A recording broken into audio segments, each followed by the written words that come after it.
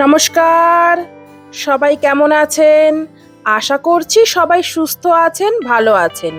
জ্যোতিষ ক্রিয়েশনের নতুন একটি ভিডিওতে আপনাদের সবাইকে স্বাগতম। সকাল সকালই আজকে মাংসের একটা বড় ট্রে নিয়ে রান্নাঘরে চলে এসেছি। তবে এই চিকেনটা এখন রান্না করার জন্য আমি খুলছি না, খুলছি হচ্ছে ম্যারিনেট করে রেখে দেওয়ার জন্য। আগের সপ্তাহে যেদিনকে বাজার করতে গিয়েছিলাম সেদিনকেই ওয়ালমার্ট থেকে এই লেগ পিসগুলো নিয়ে এসেছিলাম। মোট ওই 16টা মতন চিকেনের লেগ পিস আছে, আর এইগুলো কিন্তু দারুণ অফারে পেয়েছিলাম সেদিনকে। এই পুরো ট্রেটার ওজন ছিল ওই 1.5 কিলোর কাছাকাছি, সেটা পেয়েছিলাম মাত্র $6.57, মানে ধরুন ওই 420 টাকার কাছাকাছি। এখানে রেগুলার চিকেনের দাম অনুযায়ী অনেকটাই অফারে পেয়েছিলাম সেদিনকে, তাই এই একটা বড় ট্রে নিয়ে চলে এসেছিলাম।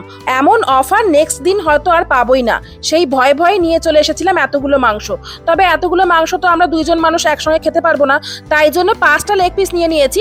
আর এইগুলোর এখন ছাল ছাড়িয়ে ভালো করে ধুয়ে তারপরে এগুলোকে ম্যারিনেট করে রেখে দেবো। তবে আপনাদের তো আগেই বলেছি, এখানকার বেশিরভাগ মুরগির পিসগুলোই এরকম ছাল শুদ্ধই থাকে। তবে কোনো কোনো জায়গায় ছাল ছাড়ানো এরকম মুরগির পিসও থাকে, কিন্তু সেগুলোর দাম হয় খুব বেশি, খুব চড়া দামে বিক্রি হয়। তাই জন্যই আমি এরকম ছাল শুদ্ধই মাংস কিনে নিয়ে আসি, তারপর বাড়িতে এসে ছালটাকে ছাড়িয়ে নিয়ে তারপর ভালো করে ধুয়ে নিই। ব্যাস, তাহলে তো একই ব্যাপার হলো। আমি নিজের ছালটা ছাড়িয়ে নিলাম আর ওরা নিজেরা ছাল ছাড়িয়ে দেয়, আমার একটু টাকাটা কমও লাগলো।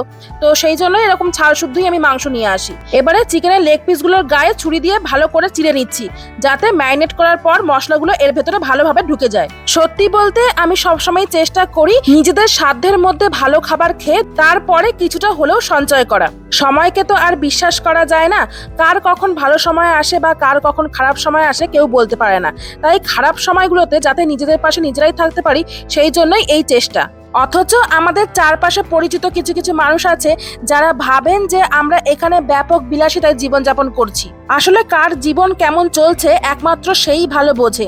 আজকালকার যুগে বিপদের সময় কাউকেই পাশে পাওয়া যায় না, তাই যে কোনো বিপদ আসলে যাতে নিজেদেরকে নিজেরাই উদ্ধার করতে পারি সেই চিন্তা ভাবনা তো আমাদেরকেই করতে হবে, তাই না? এদিকে মাংসটাকে ভালো করে এখন লেবু, দই আর একটু নুন আর জিরে গুঁড়ো, ধনে গুঁড়ো, লঙ্কার গুঁড়ো আর তার সাথে একটু তন্দুরি মশলা দিয়ে ভালো করে এটাকে ম্যারিনেট করে রেখে দেবো।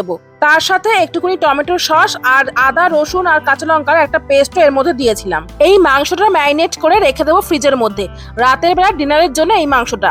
তবে এইটা দিয়ে সেই একই ধরা বাঁধা চিকেন কষা করব না, এইটা দিয়ে একটা অন্য আইটেম করব, সেটা তো আমি ভিডিওতে আপনাদেরকে দেখাবোই। এখন তেল দিয়ে, মানে সর্ষের তেল দিয়ে এটাকে খানিকক্ষণ মেখে রেখে দেবো ফ্রিজের মধ্যে।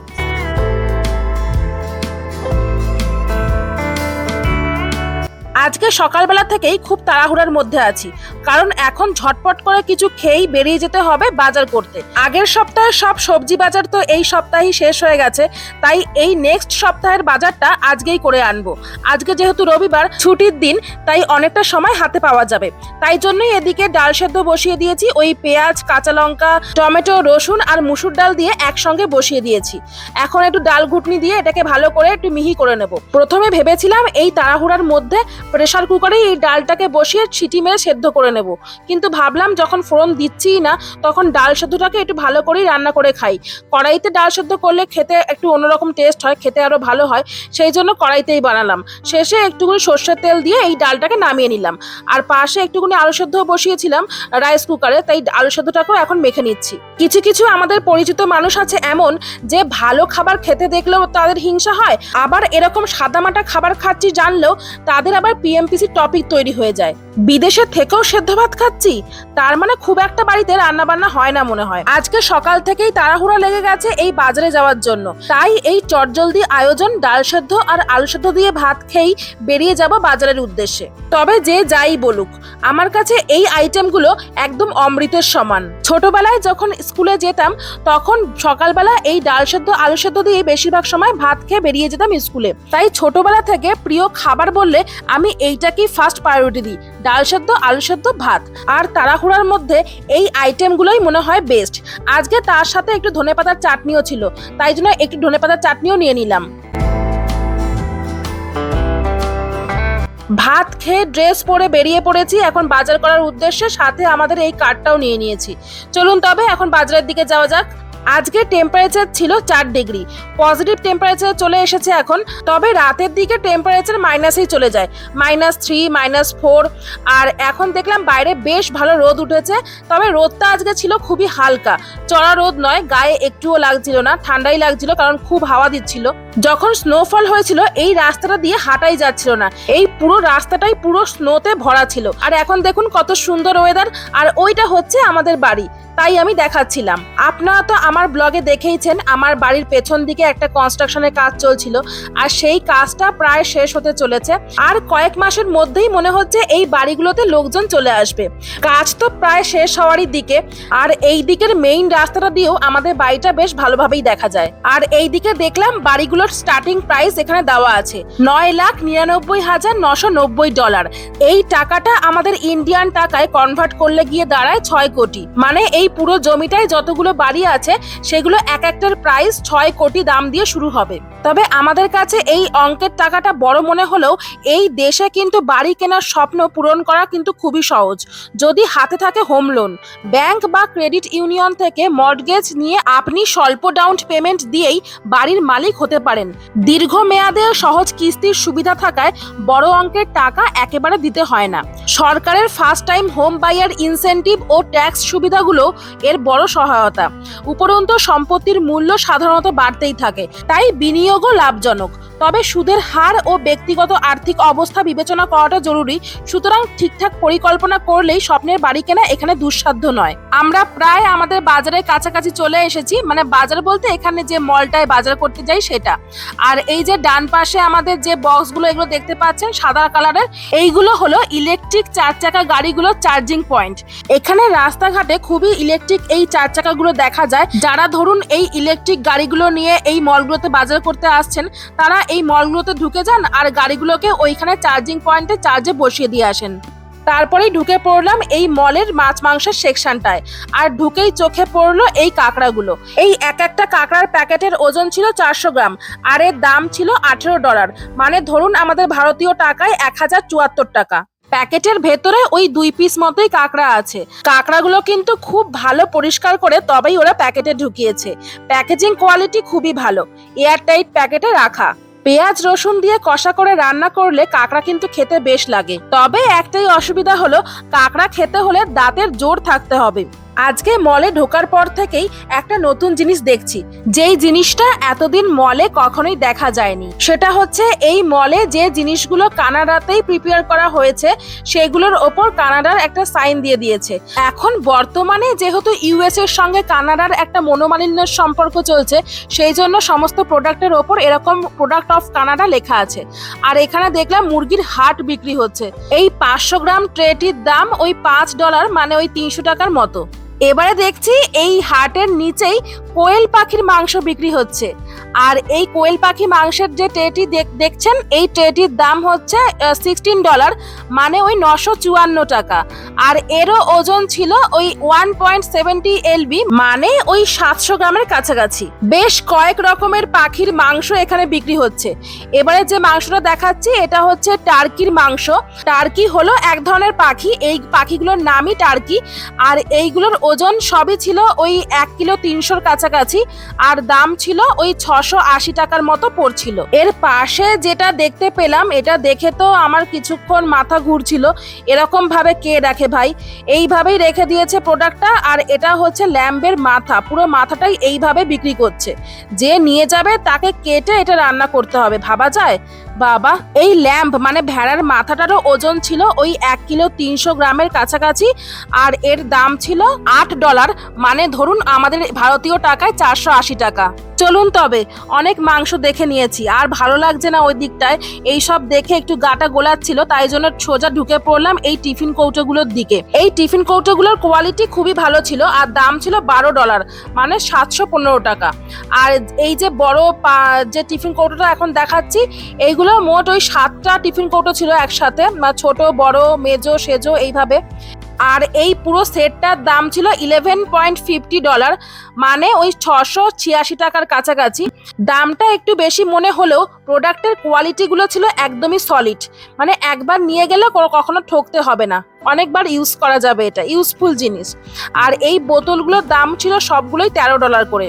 তারপরে একটু শরীরটা ঠিক হতেই আবার চলে এলাম মাংসের দিকে, কারণ আমার মাংসটা নেওয়া হয়নি, তখন একটু গাটা গোলাচ্ছিল বলে আমি অন্য সেকশনে ঢুকে পড়েছিলাম। তারপরে আবার চলে এলাম মাংসের সেকশনে। এবারে কিন্তু চিকেন দেখছি সব, আর এখানে চিকেনের খুব ভালো ভালো অফার ছিল আজকে। বাড়িতে তো চিকেন রাখা আছেই, দেখতেই পেলেন আপনারা, তবে তা সত্ত্বেও ভাবছি আরেকটুকুনি চিকেন নিয়ে যাব, যেহেতু অফার দিচ্ছে। এরকম অফার বারবার থাকে না, তো যদিও আগের সপ্তাহতেও এরকম অফার দিচ্ছিল, তো ভাবছি আজকেও নিয়ে যাই, তাহলে আরেক সপ্তাহ মাংস দিয়ে হয়ে যাবে। তো বাজার বলতে আমরা তো এই মাংস আর সবজি বাজারই করি, মাছটা এখান থেকে তেমন কেনাই হয় না। মাছ কিনতে গেলে সেই বাঙালি মলগুলোতে যেতে হয়, এখানকার মাছগুলো আমরা খেতে পারি না গন্ধের জন্য, ফ্রোজেন হয় তো বাসি হয় আর খুবই গন্ধ হয় মাছটাতে, তাই মাংসটাই বেশি পরিমাণে আমাদের খাওয়া হয়। আর এদিকটাই দেখছিলাম যে ওই চিকেন নাগেটস টাইপের সবকিছু বিক্রি হচ্ছিল, যেগুলো ফ্রাই করলেই খাওয়া হয়ে যাবে। তারপরে চলে এলাম কিছু মশলাপাতি কেনার জন্য। বাড়িতে কিছু কিছু মশলা শেষ হয়ে গেছে, যেগুলো বাড়ি থেকে এনেছিলাম সেগুলো তো প্রায় এই 6 মাসে শেষ হয়েই গেছে, তো সেই জন্য একটুকুনি হলুদ গুঁড়ো, লঙ্কার গুঁড়ো, শুকনো লঙ্কা এইসবই কিনতে এসেছি। এবারে এখানে এতগুলো মশলার ভিড়ে কোন মশলাটা যে কোথায় সেটাই খুঁজে পাচ্ছিলাম না। যাক, তবে অবশেষে শুকনো লঙ্কাটা সামনেই ছিল, ওটা পেয়ে গেছি, এবার বাদবাকি মশলাগুলো খোঁজা যাক।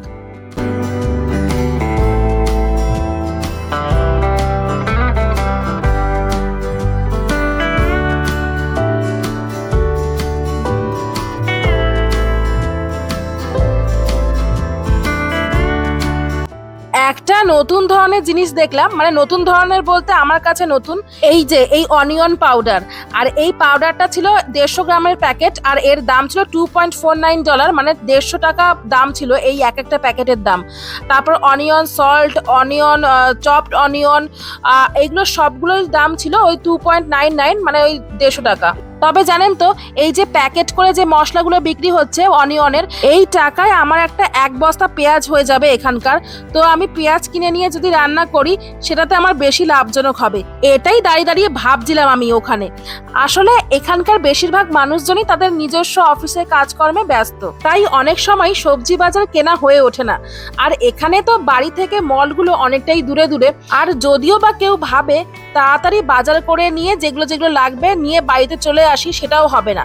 মলগুলোতে একবার ঢুকলে বের হওয়া খুবই কঠিন, কারণ কোথায় কোন জিনিসটা আছে সেটা খুঁজতে খুঁজতেই লেগে যায় 2 ঘন্টা। তাই সেই সমস্ত কথা চিন্তা করে এক প্যাকেট এরকম পেঁয়াজ, আদা, রসুনের গুঁড়ো বাড়িতে রেখে দেওয়া অন্তত ভালো।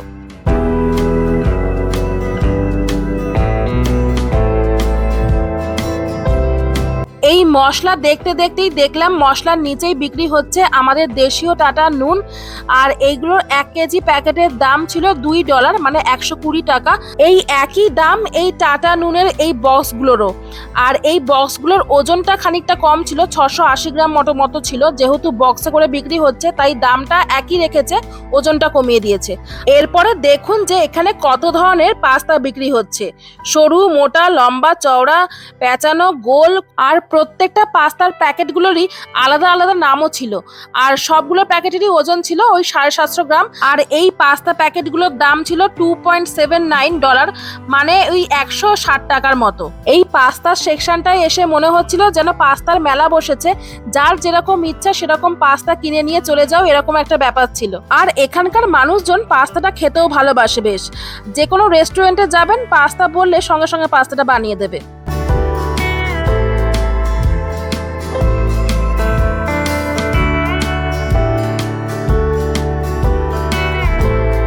এই সমস্ত রকম পাস্তার মধ্যে এই পাস্তাটাকে দেখে একটু অন্যরকম লাগলো, অনেকটা এই ঝিনুকের মতো, ছোট ছোট ঝিনুকের মতো। আর এই পাস্তাটার নাম ছিল স্মল সেলস পাস্তা। এইবারে এই পাস্তাটাকে দেখুন, এটা দেখতে অনেকটা ওই চালের মতো না, চালের দানার মতো দেখতে, বা মুড়ির মতনও বলতে পারেন।